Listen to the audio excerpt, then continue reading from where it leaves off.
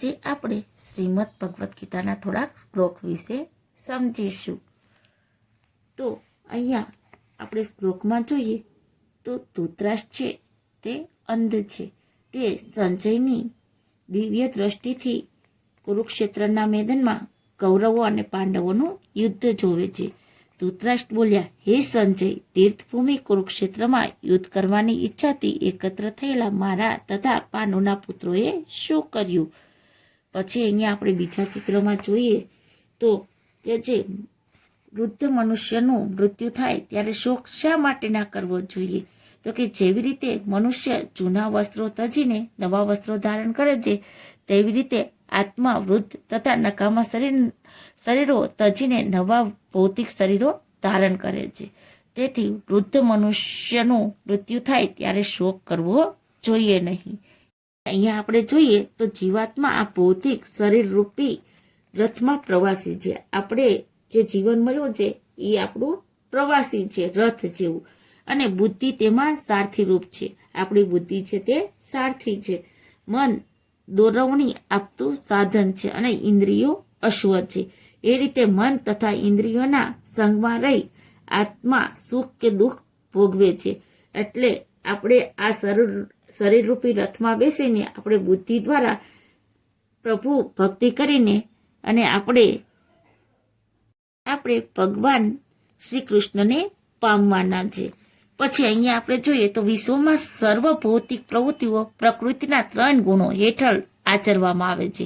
જો કે આ ભૌતિક પ્રકૃતિના ગુણો સર્વોપરી ભગવાન કૃષ્ણમાંથી આવિર્ભાવ પામે છે, છતાં તેઓ તે ગુણોના વશમાં કદી આવતા નથી. એટલે બધું જ અહીંયા આપણે જોઈએ તો આપણે શ્રી કૃષ્ણમાંથી જ તે આવિર્ભાવ પામેલા છીએ, પણ છતાં આપણે તેના વશમાં નથી. અંતે તો આપણે શ્રી કૃષ્ણમાં સમાઈ જવાનું છે. હવે અહીંયા કહેવામાં આવ્યું છે કે અલ્પબુદ્ધિવાળો માણસો દેવતાઓ પાસેથી કૃપાની શોધ કરે છે. એટલે તે ભૌતિક વસ્તુના સુખ માટે પ્રાર્થના કરે છે, પણ એવી વસ્તુ તો ક્ષણભંગુર હોય છે, મૃત્યુ સમયે છીનવાઈ જાય છે. વાસ્તવમાં આ બધા લાભો પરમેશ્વર દ્વારા જ પ્રદાન કરવામાં આવતા હોય છે.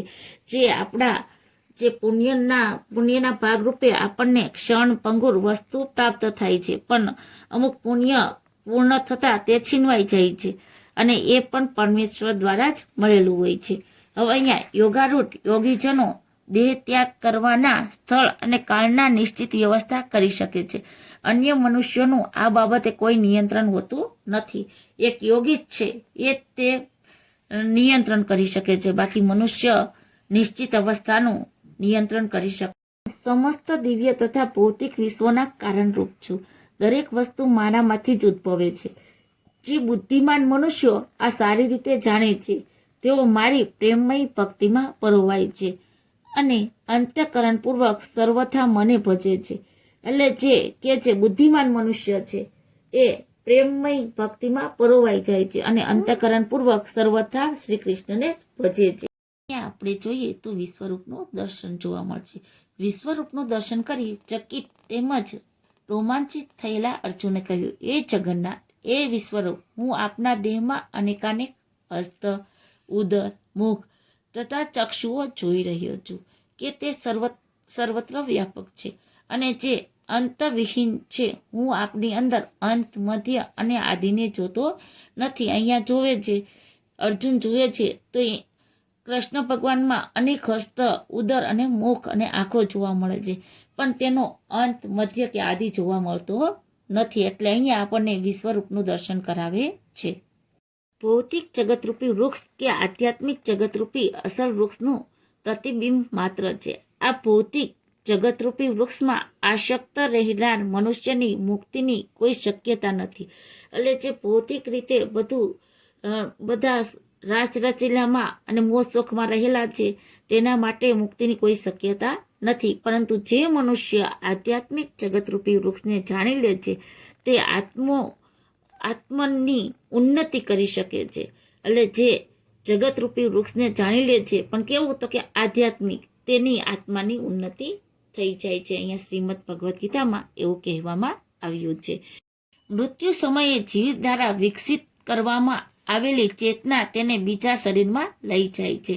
એટલે મૃત્યુ સમયે જીવ દ્વારા જે વિકસિત કરવામાં આવેલી છે ચેતના છે તે બીજા શરીરમાં લઈ જાય છે. એટલે જેવો જેનો ભાવ હોય છે અને જેવી જેની ભક્તિ હોય છે એવું શરીર તેને પ્રાપ્ત થાય છે, એવી વાત અહીંયા કરવામાં આવેલી. જીવે તેની ચેતનાને પ્રાણીની ચેતના જેવી બનાવી દીધી હોય તો તેનું પ્રાણીનું શરીર મળવું નિશ્ચિત હોય છે. એટલે તે મનુષ્ય રૂપમાં રહી અને પ્રાણી જેવું જીવન જીવ્યો હોય તો તેને પ્રાણીનું શરીર મળવું નિશ્ચિત છે, એવું આપણે ગીતાજીમાં કહેવામાં આવ્યું છે. હું દરેક જીવના હૃદયમાં રહેલો છું, કૃષ્ણ ભગવાન એવું કહે છે. મારાથી સ્મૃતિ, જ્ઞાન તથા વિસ્મૃતિ આવે છે. સર્વ વેદો દ્વારા જાણવા યોગ્ય હું જ છું. નિસંદેહ હું જ વેદાંતનો સંકલન કરતા છું. સર્વ વેદોનો જ્ઞાતા પણ હું જ છું. એટલે કૃષ્ણ ભગવાનમાં આપણે જોઈએ તો નાનામાં નાના જીવજંતુથી લઈને મોટા સુધી બધામાં જ કૃષ્ણ ભગવાનનો જ વાસ છે, એવું કીધેલું છે. તો અહીંયા આ શ્લોકમાં કીધું છે, સદૈવ મારું ચિંતન કર, મારો ભક્ત થા, મારી પૂજા કર અને મને નમસ્કાર કર. આ પ્રમાણે તું નિઃશંકપણે મારી પાસે આવીશ. હું તને આનું વચન આપું છું, કારણ કે તું મારો બહુ વહાલો મિત્ર છે.